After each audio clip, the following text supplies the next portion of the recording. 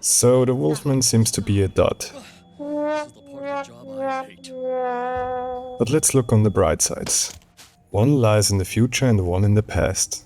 I've heard Robert Eggers is tackling the subject matter of werewolves with his newest project. If it's true, fingers crossed his streak won't be broken by the seemingly difficult to achieve werewolf movie. Going by his track record, he can't fumble this one. Or can he? To lighten up the mood, we're gonna go back to the best werewolf scene in my opinion. Spoilers ahead. It's in Harry Potter and the one where Voldemort is sitting the movie out. Let me share some wisdom with you. This movie is widely regarded as the most beloved entry into the franchise. It changed so much and gave directions for the sequels. It has been talked about multiple times, so I won't heap praise on the movie as a whole. But just one thing I'd like to talk about. This movie is featuring the best werewolf scene to date. Before I get a collective, what about an American Werewolf in London? Let me clarify. I know what I said in my last video about the topic, and yes, an American Werewolf in London still reigns supreme as the best werewolf movie and having the best transformation. But the scenes of the werewolf in action per se are either rather deliberately chaotic or minimal. Which is not a bad thing, by the way, but only different from what Alfonso Cuarón did in this movie. And what he and his crew achieved is truly remarkable and doesn't get enough credit as it should. The man at the center of the topic, Professor Remus Lupin, is... He's a werewolf! No one asked you, Mrs. Know-It-All. 5 points from Gryffindor for speaking without being asked. Where was I? Remus Lupin is easily one of the best characters in the Harry Potter series. Lupin is the kind of teacher you wish you had. Kind, patient, full of wisdom, and oftentimes absent. Excuse me, sir. Where's Professor Lupin? But beneath his calm and collected demeanor, Lupin carries a deep burden. Hermione, please. He's a werewolf! Correct! And not just in a cool supernatural power way, but in a this has ruined my life kind of way. On a side note, Rowling has said in her world she thought of werewolves as a metaphor for being infected with HIV. We get to meet Professor Lupin the same way as Harry does. And over the course of the movie witness the bond they form and the trust Harry develops for him. And so do we. Several clues are telling us that Lupin is infected, but only after the little know-it-all spills the beans do we get a scene where we are treated with a werewolf in action. Let's recap. After the big reveal of Sirius Black not being the bad guy but instead Peter Pettigrew ratting out Harry's parents to Voldemort, and on top of that he's still alive and, believe it or not, he's among them. Harry and the Fellowship capture him and want to deliver him to the Feds. Snape is left behind, napping in the Shrieking Shack. Harry and Sirius quickly form a bond. And then it happens. The transformation. No sudden poof, no instant CGI morph. Nope.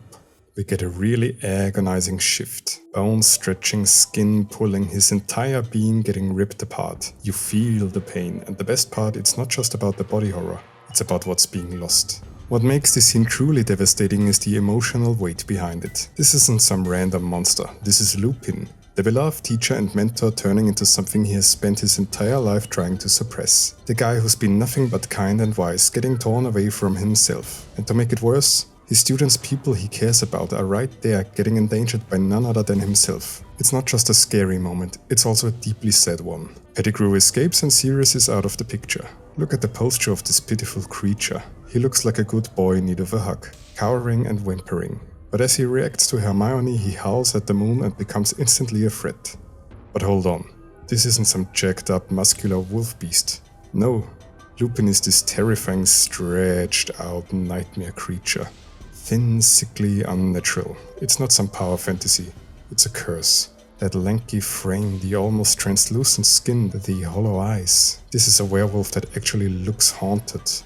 And that makes it scarier than any snarling wolfman you've ever seen before. Lupin is losing control in front of the very people who trusted him. And it's not even his fault. He tried everything to prevent this. Except drinking his potion.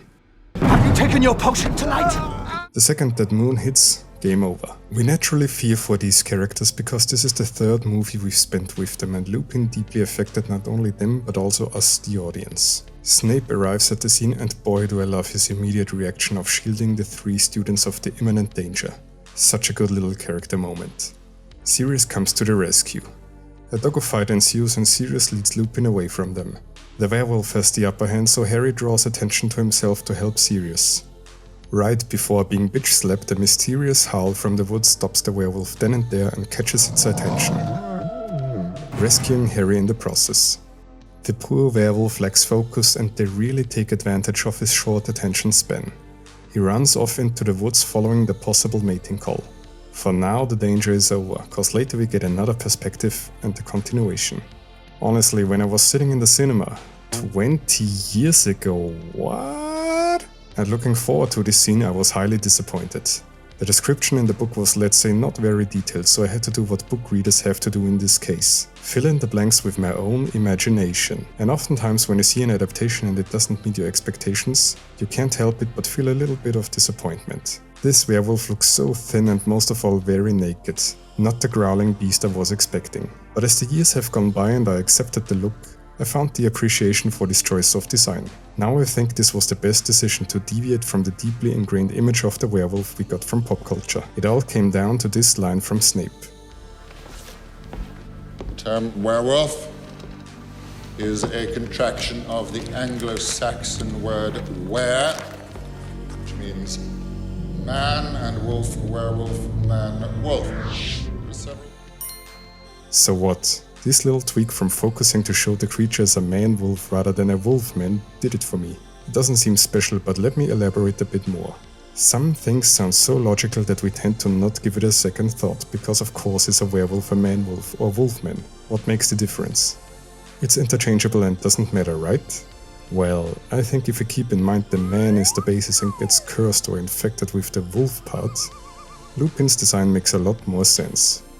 Like Batman and Man-Bat, for example. This is why he is so naked and the only hair that is growing is also the same hair that would be there in his human form. It's only expanding a little bit, but nothing to arouse any fury. That's why his stature is so skinny compared to conventional depictions. And his tail is so very short. His almost translucent greyish skin bears signs of sickness, further enforcing the tragedy of being cursed, and Lupin living most of his life as an outcast. But what I like the most out of his design is the way he moves. The prolonged legs are standard, alright, but the extended arms are really genius. This is the wolf part that really sells it. With these elongated arms, the werewolf is able to seamlessly change between moving on 4 legs and standing on 2 feet. I oftentimes think it looks ridiculous how werewolves run on all 4s, but here it is generally believable and makes sense. There is also the subtlety of the scars on his face. They make damn sure you never get to have a clear look of it. It simply is there. If you notice it, fine. If not, no problem at all. After some time travel shenanigans, William the Howling was made by Hermione to save Harry. But now Lupin is after them and they have to deal with him now. I love this part, because the movie switches to horror. Teenagers hiding in the woods from a stalking monster. Of course with occasional tripping while being chased. The suspense is unbearable. Only Sirius got hurt before and we didn't really see it, but they sell the danger coming from Lupin. When the pair walks backwards and we know he is already on their vulnerable side waiting for his moment to strike. Sweat-inducing indeed. Luckily he gets interrupted by Buckbeak and the poor soul runs away with his tail between his legs. Lupin's werewolf appearance delivered where it matters. We are emotionally invested into the evolved characters. Check. The transformation was painful to watch and not spontaneously. Check. We understand the pain of the character turning into the wolf, and we don't want him to lose control and endanger the people he cares about. Check. The design is well thought out, and we have never seen anything like it before. Check. There is a sense of danger. Check. That's a bona fide werewolf scene, but we would not have been treated with this if the movie strictly followed the source material. Now in the book, Sirius successfully fights Lupin off but gets severely injured in the process. No howling from the time traveler's waifu to lure him away. Snape was still unconscious, so no neat character moment that he would defend these 3 against the dark wolf parts of Lupin. No second scene where we have this horror sequence. No Buckbeak saving the day. Lupin simply runs away after the fight with Sirius and is never seen again in this form. The sense of urgency was better in the movie than in the book. One of the overlooked times where the adaptation actually improved the source material. This sadly has been the only time in the movies where we get to see a werewolf in action, but it made a big impression nevertheless. So yeah, Harry Potter and the Prisoner of Azkaban delivers the best werewolf scene ever. It's horror, it's suspense, it's tragedy, it's art. Other movies might have bigger, bloodier transformations, but none hit as hard as this one. And that's why when it comes to werewolf cinema, Lupin stands alone. Thanks for watching.